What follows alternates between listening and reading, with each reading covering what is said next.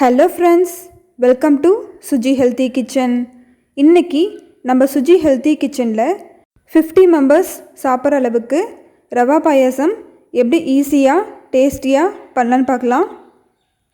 First ஒரு பெரிய கடாயை ஹீட் பண்ணிக்கோங்க. இதில் 100 கிராம் அளவு நெய் விட்டுக்கலாம்.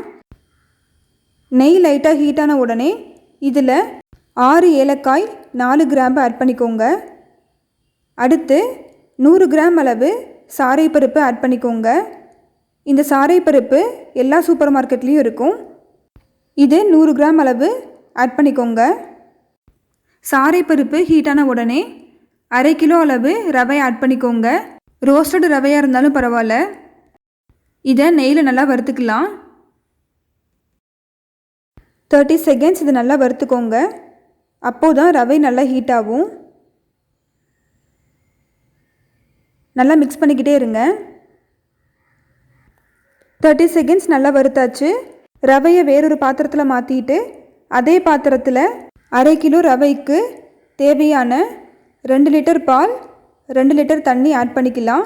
நீங்கள் வெறும் பாலில் கூட நீங்கள் பாயாசம் பண்ணலாம். வெறும் பால் மட்டும் யூஸ் பண்ணிங்கன்னா 4 லிட்டர் அளவு பால் ஆட் பண்ணிக்கோங்க. பால் நல்லா ஹீட் ஆகி கொதி வரட்டும்.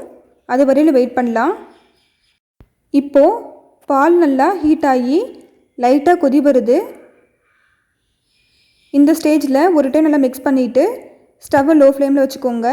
இந்த ஸ்டேஜில் வறுத்து வச்சுருந்த ரவையை ஆட் பண்ணிக்கலாம். கொஞ்சம் கொஞ்சமாக ஆட் பண்ணி நல்லா மிக்ஸ் பண்ணிக்கோங்க. ஸ்டவ்வை மீடியம் ஃப்ளேமில் வச்சுக்கோங்க. 10 மினிட்ஸ் போல் ரவையை நல்லா வேக வச்சுக்கலாம். இப்போது 10 மினிட்ஸ் ஆயிடுச்சு.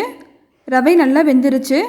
இந்த ஸ்டேஜில் 100 கிராம் அளவு பாதாம், 100 கிராம் பிஸ்தா, 100 கிராம் முந்திரி, இது மூணையும் 1-2 அரைச்சி இதில் ஆட் பண்ணிக்கலாம். இந்த பாதாம் பிஸ்தா முந்திரியை குட்டி குட்டியாக கட் பண்ணி அந்த சாரை பருப்பு நெய்யில் ஆட் பண்ணுறப்ப இதையும் சேர்த்து போட்டிருக்கலாம்.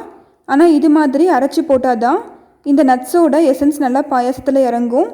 பாயாசம் நல்லா டேஸ்ட்டாக இருக்கும். இதை ஒரு டைம் நல்லா மிக்ஸ் பண்ணிவிட்டு 1 நிமிஷம் நல்லா கொதிக்க விட்டுக்கலாம். நல்லா கொதிச்சிருச்சு. அடுத்து இதில் சர்க்கரை ஆட் பண்ணிக்கலாம்.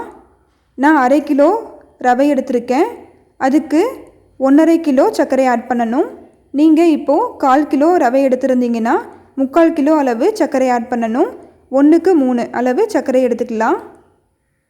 நாம் ஆட் பண்ணியிருக்க சர்க்கரை நல்லா கரையணும். அதுக்கு ஒரு டைம் நல்லா மிக்ஸ் பண்ணிவிட்டு 2 மினிட்ஸ் இதை நல்லா ஹீட் பண்ணிக்கலாம். அப்போது சர்க்கரை நல்லா கரைஞ்சிரும். இப்போது 2 மினிட்ஸ் நல்லா ஹீட் ஆயிடுச்சு. ஸ்டவ் ஆஃப் பண்ணிக்கோங்க. ஸ்டவ் ஆஃப் பண்ணிவிட்டு 200 கிராம் அளவு மில்க்மெய்ட் ஆட் பண்ணிக்கலாம். ஸ்டவ் ஆன்லேயே இருக்கப்போ ஆட் பண்ணிங்கன்னா இந்த மில்க்மெய்ட் திரியாக ஆயிடும். அதனால ஸ்டவ் ஆஃப் பண்ணிவிட்டு இதை ஆட் பண்ணிக்கோங்க. நீங்கள் வெறும் பாலில் மட்டும் பாயாசம் போட்டிருந்தா 100 கிராம் அளவு மில்க்மெய்ட் ஆட் பண்ணால் போதும். உங்கள் பாலோட திக்னஸ் கொஞ்சம் கம்மியாக இருந்ததுன்னா நீங்கள் 400 கிராம் வரையிலும் மில்க்மெய்ட் ஆட் பண்ணிக்கலாம். இந்த மில்க்மெய்ட் எவ்வளோ ஆட் பண்ணுறோமோ அந்தளவுக்கு பாயாசம் நல்லா டேஸ்ட்டாக இருக்கும். ஒரு டைம் நல்லா மிக்ஸ் பண்ணிக்கோங்க. இந்த பாயாசம் சர்வ் பண்ணுறப்ப கொஞ்சம் கெட்டியாயிருச்சு அப்படின்னா 1/2 லிட்டர் அளவு பால் காய்ச்சி இதில் ஆட் பண்ணிக்கலாம். ஆறின பாலாக இருந்தாலும் பரவாயில்ல, ஆட் பண்ணி சர்வ் பண்ணிக்கோங்க. அவ்வளோதான் ஃப்ரெண்ட்ஸ், நம்மளோட சுவையான ரவை பாயாசம் ரெடி ஆயிருச்சு. இந்தளவு ரவை பாயாசம் 50 மெம்பர்ஸ்க்கு சர்வ் பண்ணலாம்.